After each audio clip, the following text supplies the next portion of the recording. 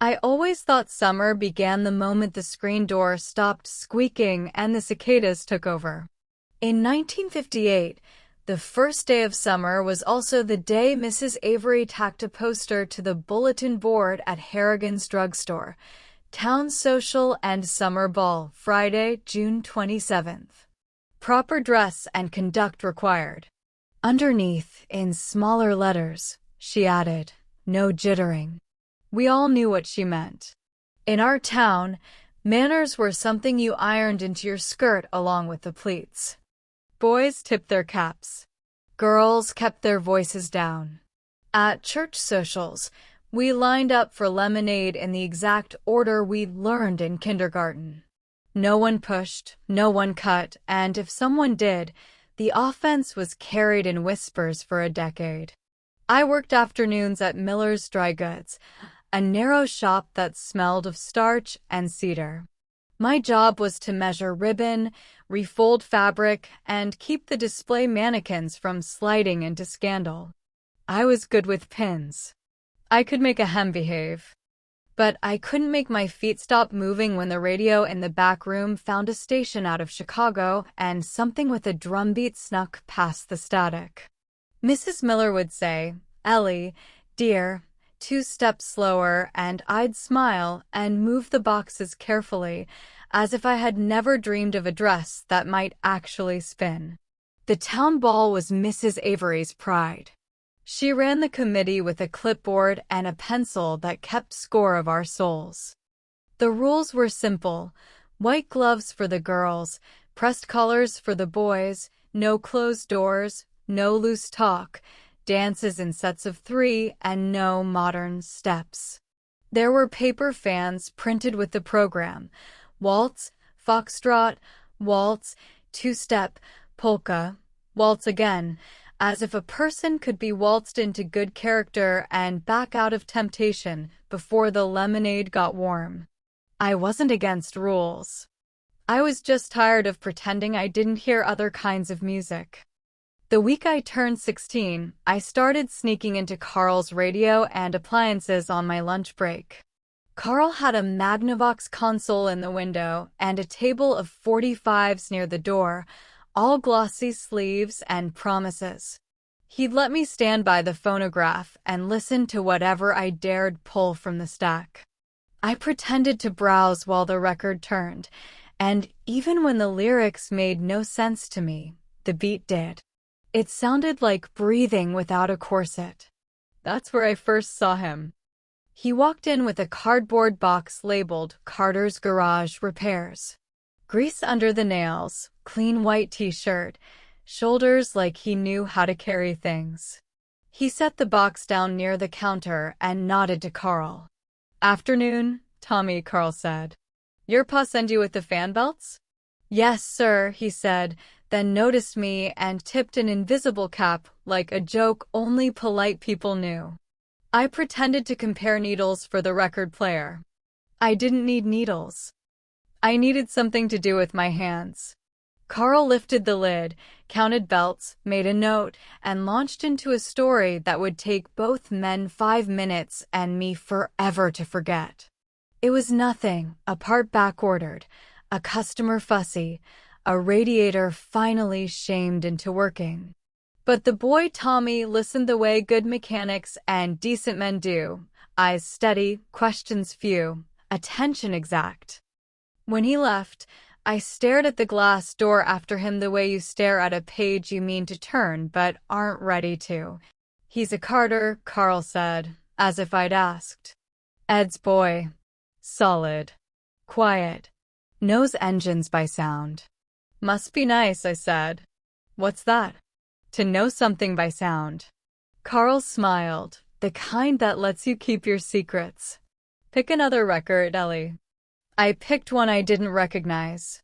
The needle dropped, and a small storm started in my chest. 2 days later, the committee posted the volunteer roster for the ball. Mrs. Avery, who liked assigning fate the way some people like arranging flowers, put me on decoration and doors. You have a steady hand, she said. We'll need you to tape streamers and to check gloves at the entry. This is a respectable dance. Yes, ma'am, I said. She lowered her voice. And mind the tempo. We don't want the wrong energy. As if Joy were a misbehaving nephew. That afternoon, I stopped by the garage with a torn hem on my work skirt. It wasn't an emergency, but I made it one. Carter's garage smelled like rubber and heat and the satisfaction of a problem solved with a wrench. Tommy was leaning under a hood, the engine ticking its own prayer. Excuse me, I said, holding the hem awkwardly. Could I borrow a safety pin? He straightened, wiped his hands on a rag, and in that moment I saw the two things that would undo me. The careful way he handled what might cut or bruise, and the way his eyes softened before his mouth found any words. Sure, he said, rummaging beneath the counter. Don't tell my pa I keep a sewing kit in here. He thinks engines fix everything. Sometimes they do, I said. He passed me a small tin. Inside, pins, a needle, black thread, and one mother-of-pearl button like a keepsake. I turned toward the office door, and without looking up he said, "It sticks on the left. You gotta lift while you push." I did. It opened as if it were happy to have been known. I fixed the hem with the kind of focus you give to things that might collapse into embarrassment.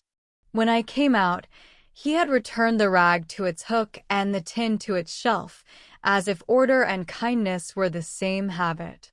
Thank you, I said, handing the kit back. Keep it, he said. In case machinery fails you again. Machinery usually does, I said, then added too quickly, dresses, I mean. He smiled. I know what you meant. We stood there in that wide, thin silence that happens before someone chooses a risk. He chose first. You going to the town ball? He asked, casual as a new road. Yes, I said. Are you? My ma'll make me wear a tie. He grimaced like a boy and then immediately looked like a man again. Will you save me a dance? The program is waltzes and such, I said. Very proper. Very slow. Then save me a slow one, he said. I can do polite. I just don't always like it. I've never seen you dance, I said. You've never looked, he said, and for an instant the town felt bigger than its map. He picked up a wrench. I picked up my courage. All right, I said. One slow dance. Two, he said. Don't be greedy. I'm bargaining. He grinned, then gentled it into something almost shy. 2 slow dances, and if no one's watching, one that isn't on Mrs. Avery's list. That's practically a crime, I whispered. We'll be very careful criminals. I laughed in a way I hadn't in months. It sounded like a record sliding into the right groove. Friday the 27th, he said. 7 sharp. 7:15, I said, thinking of gloves and doors and paper fans that told people how to behave. 7:15, he agreed. I'll learn patience. As I stepped into the sunlight, he called after me, Ellie. I turned. He mimed tipping that invisible cup again. Thank you for the pin, he said. It sounded like thank you for saying yes. That night, I stood in front of the mirror and practiced, not looking like a girl who intended to do anything scandalous. I tried on polite smiles until one felt like me. Then I closed my eyes and let the other smile. The private one flowed up anyway. In my head the phonograph clicked on, the drum found me, and somewhere beyond the rules printed on paper fans, I heard footsteps that might finally match mine. I wasn't supposed to want more than a waltz. But the trouble with manners is, they teach you to listen closely. And when I listened, I could already hear a different song. The day of the town ball felt like it had been stitched into the calendar with gold thread. The whole town moved slower, sweeter, like everyone knew they were part of something old and proper and too fragile to touch with dirty hands. By 10 a.m., the banners were up outside the community hall. Cream-colored cloth with dark green lettering. Summer social. Welcome all. The all was generous. In truth, it meant everyone who remembers the rules. The ones we inherited. The ones printed on fans. I spent most of the afternoon at the hall, helping Mrs. Avery with streamers and symmetry. She gave me a ruler and a roll of tape and told me not to get carried away with flourish. I said nothing. I didn't mention the part of me that wanted to replace all the doilies with colored lights. That part of me knew better than to speak when scissors were involved. By 5 o'clock I was home, ironing the only dress that felt like a maybe. Pale blue, with a sweetheart neckline I swore I'd pin higher, and didn't. Mom offered to help with my hair, but I said I'd do it myself. I didn't trust anyone not to make it too perfect. I wanted to look respectable, but I also wanted to feel like the girl who said yes. At 7:13, I arrived at the hall with a tray of finger sandwiches and nerves that rattled like glass in a paper bag. Tommy wasn't there yet. I checked. Not on purpose. Just with every breath. Inside, the record player was already going. Soft music, the kind that waltzes even when no one's moving. The dance floor looked bigger than it had during setup, like it was waiting for permission. Girls fanned themselves and smiled with closed lips. Boys adjusted their ties and laughed too loudly at nothing. At 7:21, he walked in. White shirt. Slim tie. Hair neat but not tamed. He looked straight ahead as he entered, then scanned the room once and found me. I was standing behind the punch bowl, trying not to look like I'd been scanning too. He didn't wave. He didn't grin. He just came over. "Miss Ellie," he said, mock formal, as he offered his arm. "You owe me 2 dances." "I haven't danced yet," I said. "Then I'm collecting first." We stepped onto the floor just as the next record began. A foxtrot. He was good. Not polished like the boys from church school who had taken ballroom lessons to impress their mothers, but grounded. Intentional. He moved like he trusted the music, and somehow like he trusted me, too. Halfway through, I asked, "Where did you learn?"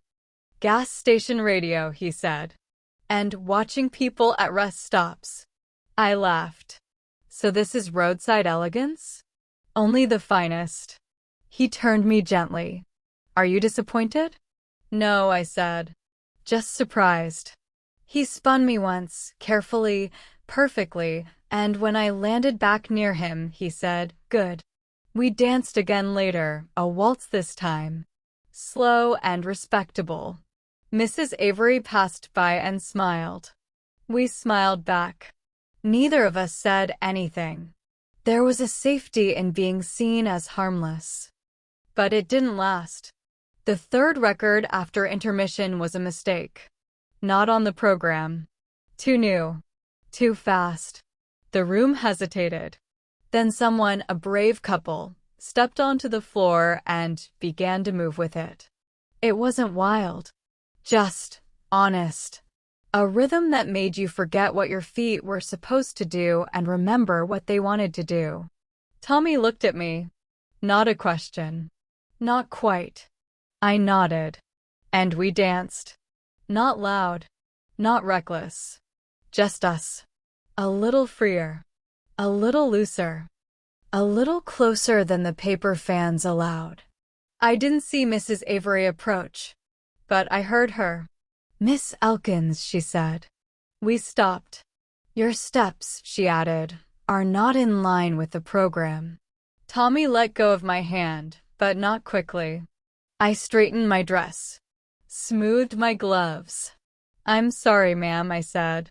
She studied me, then turned to him. "And you are?" "Tom Carter."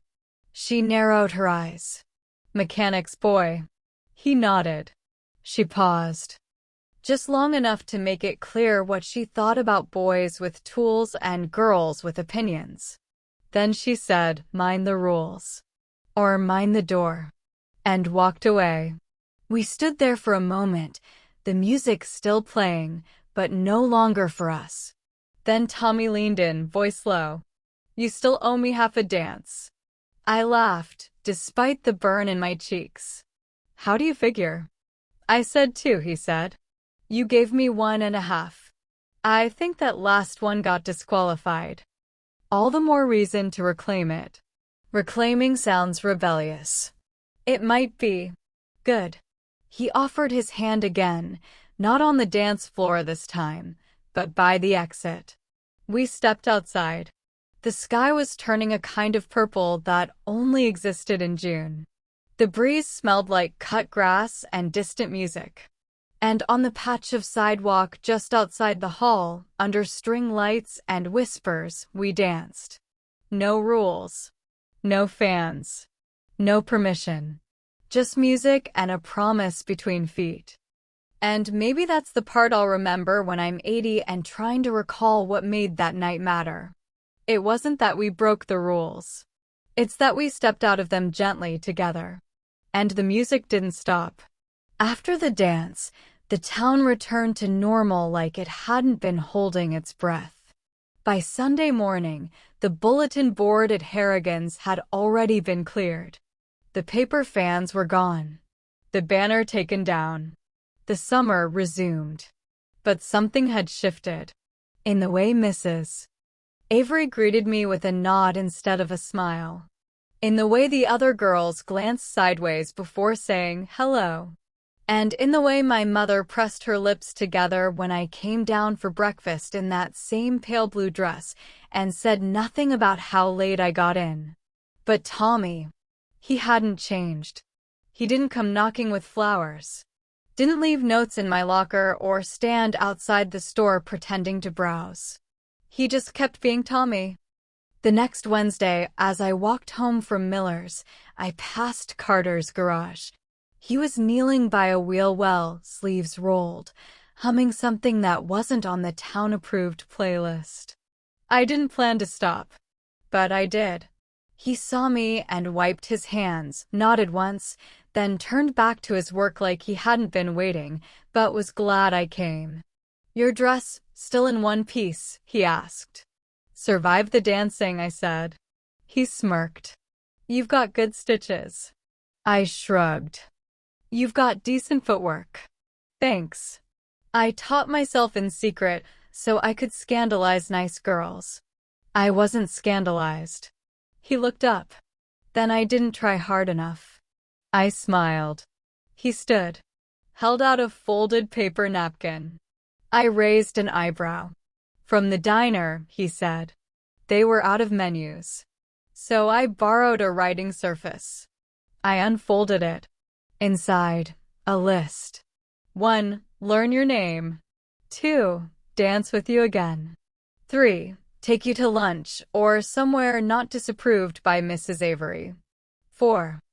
Not say too much and mess it up. I stared at it longer than I meant to. You forgot number 5, I said. What's that? I looked at him. Repeat steps 2 through 4. He smiled, but it wasn't like at the dance. This one reached somewhere deeper. Like he had finally been told it was okay to be soft with the truth. I handed the napkin back. Let me think about it, I said. But I didn't need to. By July, we'd developed a rhythm. He'd swing by the shop around closing time, never inside, just near enough that I could see his shadow in the window. Sometimes he'd walk me home. Sometimes we'd sit behind the library where no one checked the bushes. We didn't kiss, not then. But our silences grew warmer. He told me about the car he wanted to rebuild from junkyard scraps. I told him about my sketchbook filled with dresses I'd never be bold enough to wear. He said, I think you're braver than you pretend. I said, you think too much. He said, not when I'm with you. We didn't talk about the town, about the dance, about Mrs. Avery.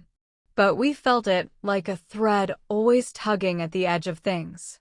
One Saturday, while watching the train go by, I asked, do you think we're too different? Different how, he said. You're a Carter. I'm an Elkins.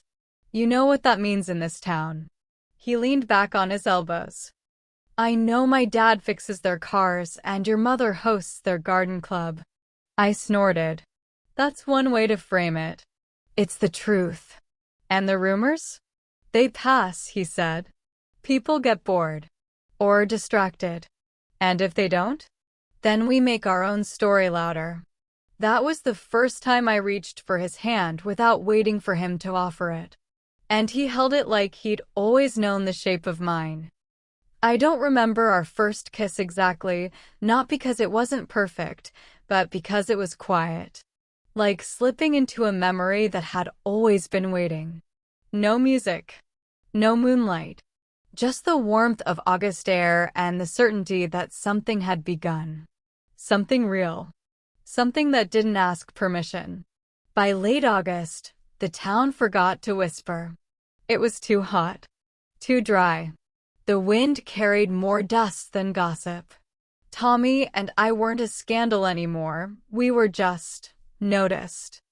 At the grocery store, Mrs. Finley said, "You and that Carter boy seem friendly."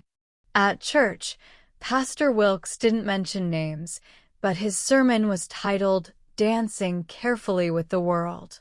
I smiled anyway, because by then, I'd learned something. Small towns like rules. But people love a good story, especially the kind that breaks the rules just enough to feel alive. And Tommy? He never stopped showing up. Never made promises too big to hold. Just small ones in gestures, in looks, in the way he always walked a half step behind when my hands were full. On the last day of summer, we sat in the back of his truck, parked at the edge of the old fairgrounds. The carnival had packed up. Only tire tracks and lost popcorn remained. "I'm thinking about leaving," he said, not looking at me. "Where?" "Portland first. Then who knows?" He paused. "I want to build things. Real things. Not just fix what breaks." I nodded. "You should." "I don't want to go without saying it," he added. "Saying what?" "That you made this summer mean something." My heart ached in that quiet way that happens when something is ending and beginning at the same time. "I wasn't supposed to fall in love with a mechanic's son," I whispered.